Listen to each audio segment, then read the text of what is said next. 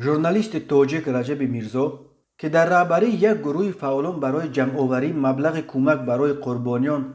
و آسیب دیدگان مناقشه اخیر در مرز با قرقیزستان تشبث نشان داده بود، شام 7 مای از ادامه جمعآوری مبلغ دست کشید و از آنهایی که الکه پول گذرانیدند خواست تا پول خود را پس بگیرند. رجب میرزا در صحیفه‌اش در فیسبوک نوشت که از وزارت کارهای داخله به او اشاره کردند که سفارش چنین است و باید همه پولهای جمع شده را به صورت حسابی که حکومت برای کمک به ضرر دیدگان گشوده است گذراند. وزارت کارهای داخله تاجیکستان روز 6 مای